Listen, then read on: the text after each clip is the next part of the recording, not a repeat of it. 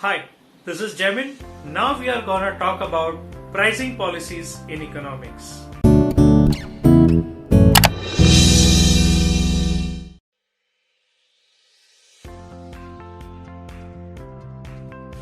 So price is what? It's a numerical factor that you are willing to pay while you are transacting, isn't it?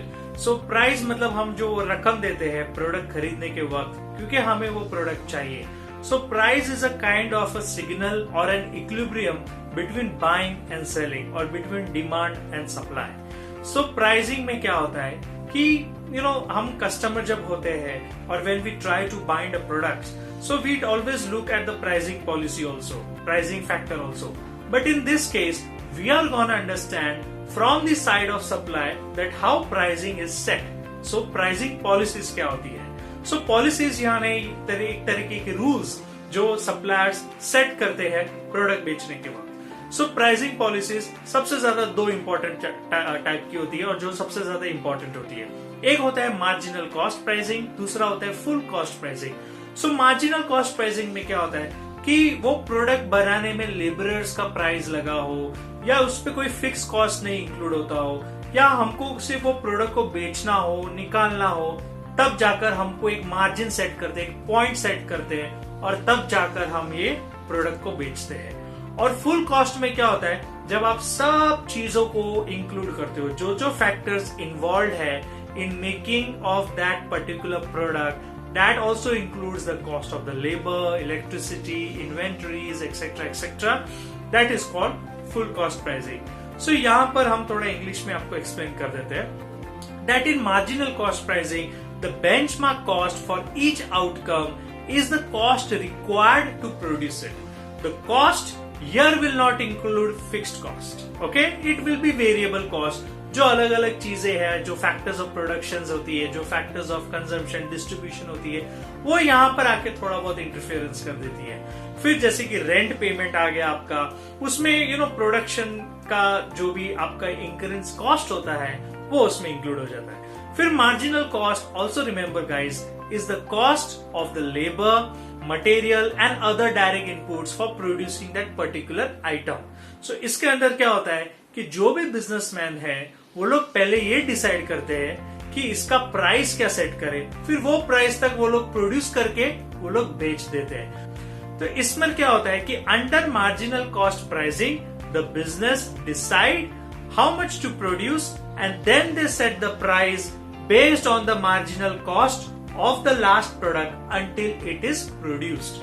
तो cost क्या हो गया, एक तरीके का इन्वेस्टमेंट हो गया. अगर मैं 10 रुपया बिजनेस में डाल रहा हूं तो मैं उसकी प्राइसिंग 12 रुपया, 15 रुपया, 20 रुपया रखूंगा, depending nature of the market, nature of the customers, nature of the government policies, taxes, वो सब इंक्लूड करके मैं प्रोडक्ट बेचूंगा. Right, I will never ever produce a product that will go in loss. I will always expect a profit.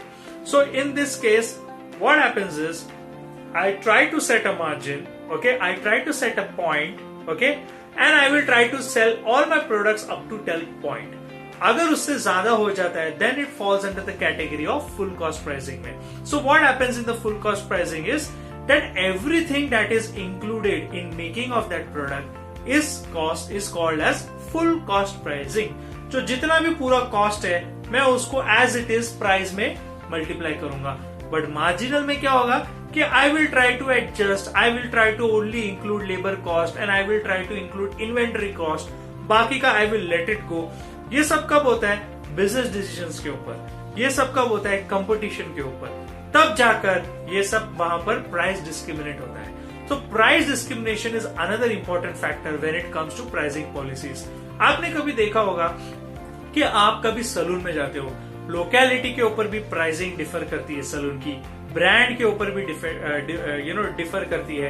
अगर आप वही product अलग जगह पे यूज कर रहे हो या आप कोई फूड स्टॉल में जा रहे हो, लोकेलिटी के हिसाब से भी प्राइस डिटरमाइन होती है. पॉश एरिया होगा तो उसकी प्राइस हाई होगी, इतनी पॉश नहीं होगी तो उसकी प्राइस कम होगी, obviously, right. So price is also differing of the same product at different locations for different customers, understanding the different environment, different nature, etcetera etcetera.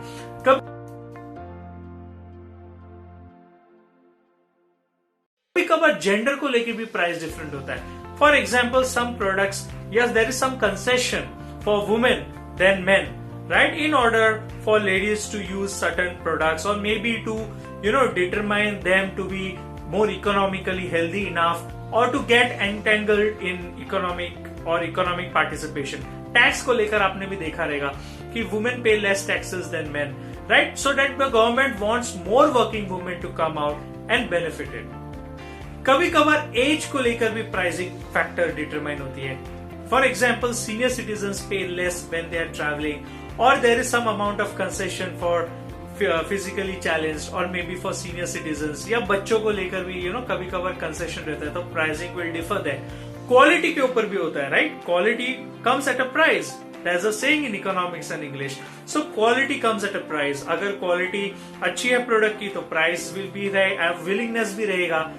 Automobiles में आपने देखा रहेगा, गाड़ियां तो 4 व्हीलर की होती है, but brand, quality, everything, also determines the pricing policies. So this is why we study price, because price is, a signal of revenue, a accumulation of profit that helps the buyer. It acts as an incentive, it acts as a motivation for the one who is involved in investing the cost, for the one who is in enterprising and trading. So उसके लिए एक तरीके का ये motivation हो जाता है pricing. So you can say that the price is the result of the various other costs. So कभी कभार cost fixed होते हैं, कभी वेरिएबल कॉस्ट होते हैं, कभी कभार चेंज होते रहते हैं, उसको हम वेरिएबल बोलते हैं. कभी कभार कॉस्ट संक भी हो जाता है, which means it goes in loss, it is a completely dead loss. So obviously cost determines the price, yeah, price determines the cost. Even today continues to be a very important philosophical discussion in the subject of economics.